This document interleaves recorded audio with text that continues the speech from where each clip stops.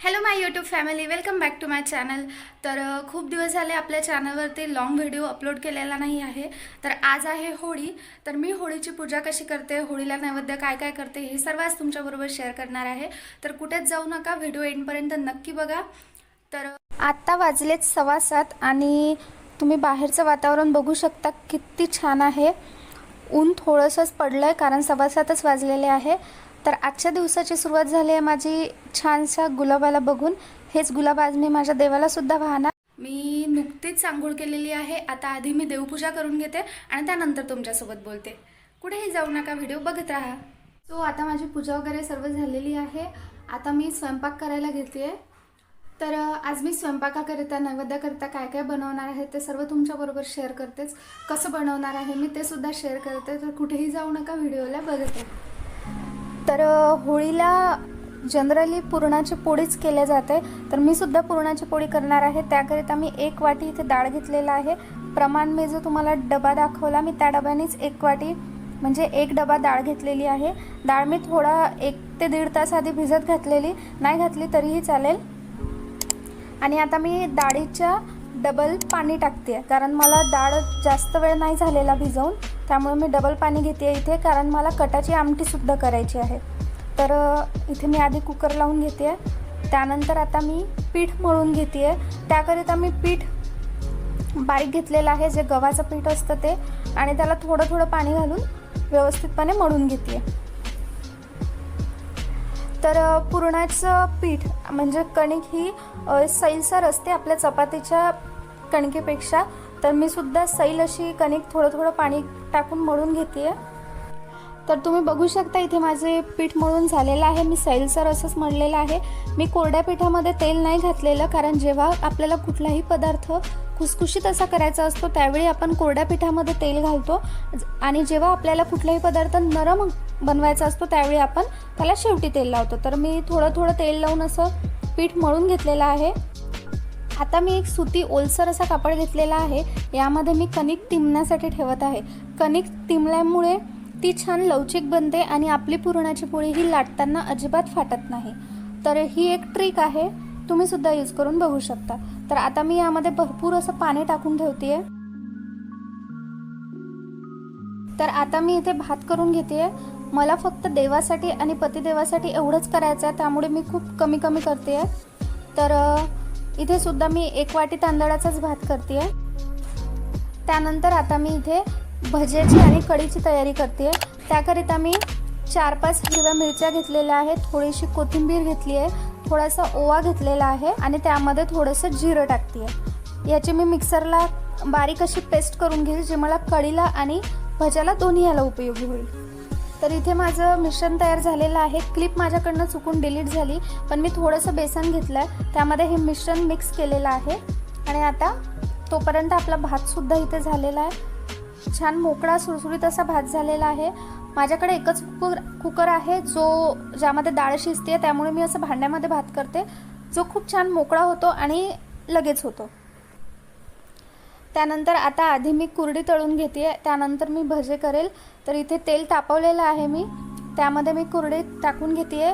मला देवासाठी आणि यांच्यासाठीच करायचं आहे, कारण तळण मी खात नाहीत आणि मला त्रास होतो, त्यामुळे मी इथे फक्त 5 कुरडई तळून घेते, जे मला देवाला होळीच्या नैवेद्याला आणि ह्यांच्यासाठी सफिशियंट होईल.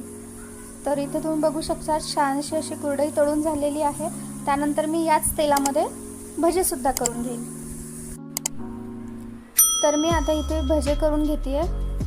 मी सांगायचं विसरले, पण मी त्यामध्ये थोडी हळदसुद्धा टाकलेली, मीठसुद्धा टाकलेलं आणि सोडासुद्धा टाकलेला. तर भजेसुद्धा मला थोडीच करायची आहे, तर मी ही भजी करून घेते.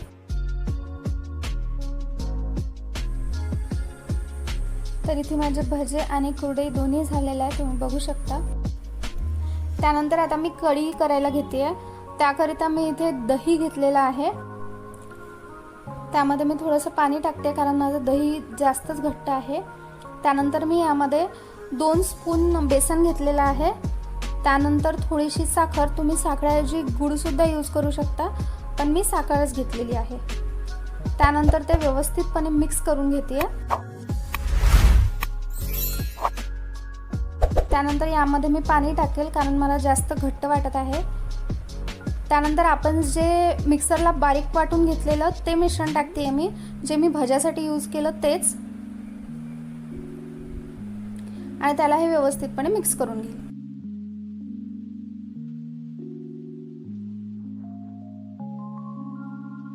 त्यानंतर थोडंसं पाणी टाकते. पाणी तुम्ही तुमच्या आवडीप्रमाणे कमी जास्त करू शकता. कढी ही थोडीफार पातळच छान लागते म्हणून मी त्यामध्ये पाणी ॲड केलं आहे. त्यानंतर आता मी कढी करायला घेते. मी कांदा लसूण वगैरे काहीच यूज करणार नाही, कारण मला देवासाठी नैवेद्य करायचा आहे. तर मी इथे कढई तापून घेतली आहे, त्यामध्ये थोडं तेल टाकलेलं आहे, जिरं मोहरी टाकलेलं आहे, त्यानंतर चिमूटभर हिंग, कढीपत्ता आणि थोडीशी हळद. त्यानंतर आता यामध्ये मी जे आपण दहीचं पातळ करून घेतलेलं आहे ते मिश्रण टाकते आहे. आता जरी तुम्हाला हे व्हाईट दिसत असेल तरी सुद्धा आपण हळद टाकलेली आहे.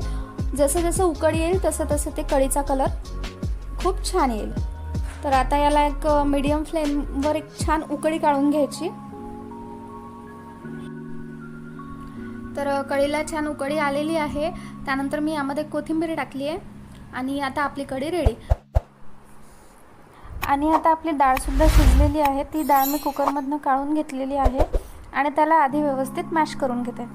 बरेच जण डाळ शिजल्याबरोबर लगेच त्यामध्ये गूळ टाकतात, पण मी तसं करत नाही आहे. मी डाळ आधी व्यवस्थितपणे मॅशरने मॅश करून घेते आहे, जेणेकरून डाळीचे कुठलेच कण राहायला नको आणि गूळ त्यामध्ये व्यवस्थित शिजला जावा. तर तुम्ही बघू शकता मी व्यवस्थितपणे मॅश करून घेतलेला आहे. आपली डाळ अगदी व्यवस्थितपणे शिजल्या गेलेली आहे आणि मॅशसुद्धा खूप छान झालेली आहे, तुम्ही बघू शकता. तर आता यामध्ये मी 1 वाटी गूळ टाकते आहे. एका वाटीला थोडं कमी गूळ आहे हे. तुम्ही सारखं प्रमाणसुद्धा घेऊ शकता किंवा अर्ध गूळ अर्ध साखर असंही घेऊ शकता किंवा साखरही टाकू शकता. तर गूळसुद्धा मी होईल तेवढा डाळीसोबत मॅश करून घेते आहे, जेणेकरून त्याच्या खड्या राहणार नाही.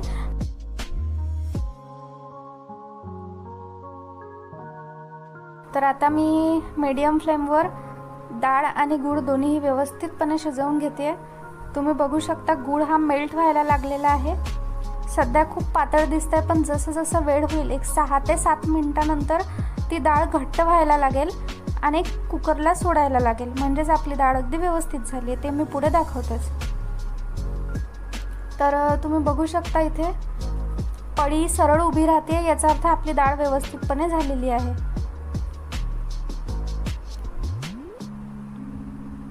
तर मी व्यवस्थितपणे मिक्स करून घेतलेलं आहे. त्यानंतर हे थंड करायला साईडला ठेवते.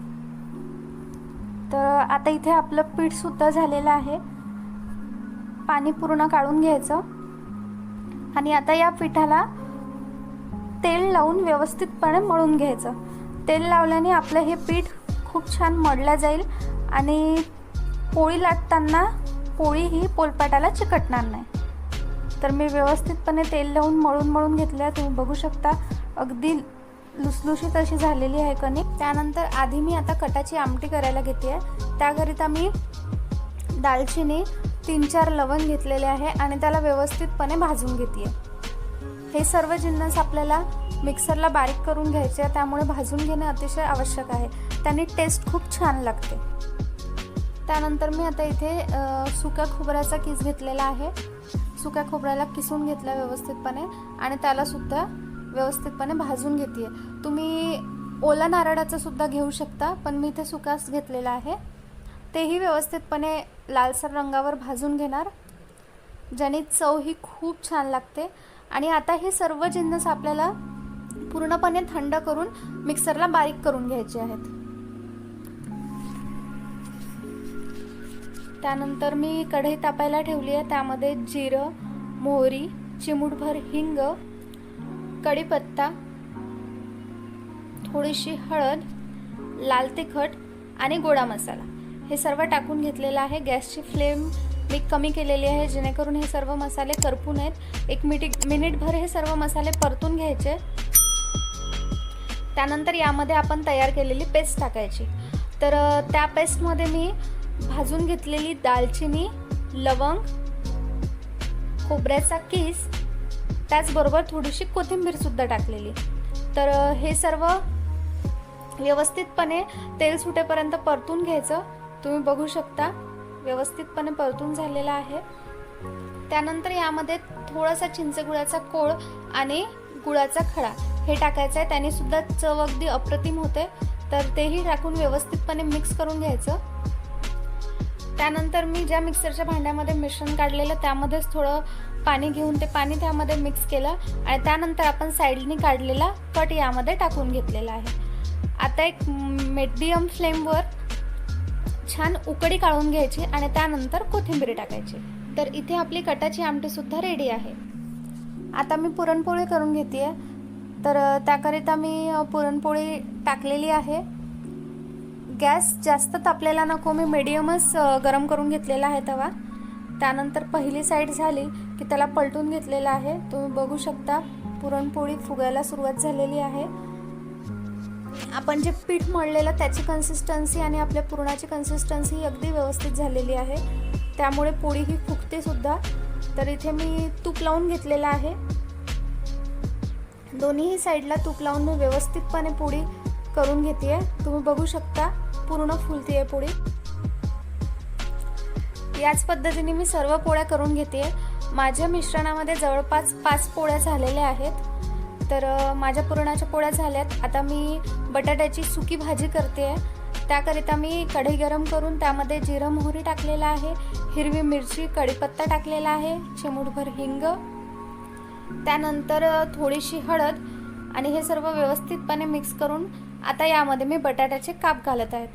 मी बटाटा उकळून घेतलेला आणि त्यानंतर त्याचे काप करून घेतलेले एक मीडियम अशा साईजचे आणि ते सर्व व्यवस्थितपणे मिक्स करून त्यामध्येच कोथिंबीर टाकलेली आहे आणि ही सर्व भाजी आता व्यवस्थित मिक्स करून घेईन। तर आता तुम्हाला दिसताना थोडा लाईट इश्यूमुळे व्यवस्थित क्लिअर दिसत नसेल, पण भाजी ही खूप छान झालेली आहे, तसंच सर्व पदार्थ छान झालेले आहेत। मी तुम्हाला पुढे नैवेद्याचं पूर्ण ताट दाखवतेच, त्यामध्ये तुम्हाला क्लिअर लक्षात येऊन जाईल।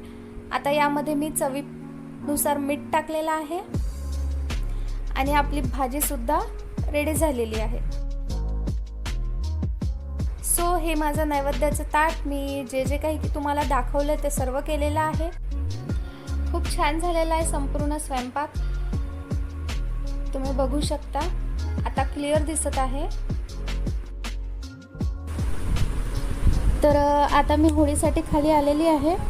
व्हिडिओ शूट करायला कोणीच नव्हतं, त्यामुळे आम्ही दोघांनी आधी पूजा करून घेतली आणि त्यानंतर मग मी व्हिडिओ काढते। लाईट तिथे कमी होतं त्यामुळे तुम्हाला व्यवस्थित दिसत नसेल, पण अशी ही आमची होळी।